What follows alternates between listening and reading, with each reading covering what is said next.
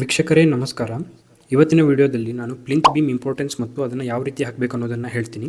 ಮೊದಲನೇದಾಗಿ plinth beam ಯಾವುದಕ್ಕೆ ಹಾಕಬೇಕಂದ್ರೆ, ಇದು ನಿಮ್ಮ ಬಿಲ್ಡಿಂಗ್ನ ಪೂರ್ಣ ಲೋಡನ್ನು ಕ್ಯಾರಿ ಮಾಡಿ ಅದನ್ನು ಈಕ್ವಲ್ ಆಗಿ ಡಿಸ್ಟ್ರಿಬ್ಯೂಟ್ ಮಾಡಿ ನಿಮ್ಮ ಫುಟಿಂಗಿಗೆ ಟ್ರಾನ್ಸ್ಫರ್ ಮಾಡುತ್ತೆ. ಇದನ್ನು ಯಾವ ರೀತಿ ಹಾಕಬೇಕಂದ್ರೆ, ಪ್ಲಿಂತ್ ಬೀಮ್ ಹಾಕೋಕ್ಕಿಂತ ಮುಂಚೆ ಎಲ್ಲೆಲ್ಲಿ ಪ್ಲಿಂತ್ ಬೀಮ್ ಬರುತ್ತಲ್ಲ ಅದರ ಕೆಳಗಡೆ ಒನ್ ಲೈನ್ ಬ್ರಿಕ್ ವರ್ಕ್ನ ಮಾಡ್ಕೋಬೇಕು.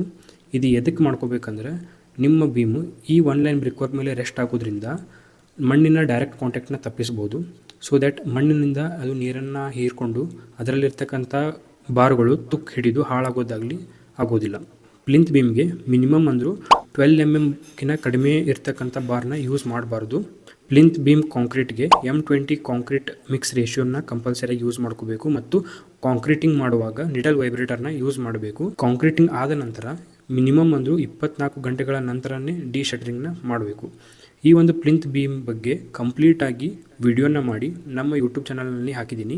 ಅದರ ಲಿಂಕನ್ನು ಕೆಳಗಡೆ ಡಿಸ್ಕ್ರಿಪ್ಷನಲ್ಲಿನೂ ಕೊಡ್ತಿದ್ದೀನಿ. ದಯವಿಟ್ಟು ಆ ವಿಡಿಯೋನ ಹೋಗಿ ಕಂಪ್ಲೀಟಾಗಿ ನೋಡಿ ಮತ್ತು ಈ ಒಂದು ವಿಡಿಯೋ ಇಷ್ಟ ಆಗಿದ್ದರೆ ನಿಮ್ಮ ಸ್ನೇಹಿತರಿಗೂ ಕೂಡ ಶೇರ್ ಮಾಡಿ. ಧನ್ಯವಾದಗಳು.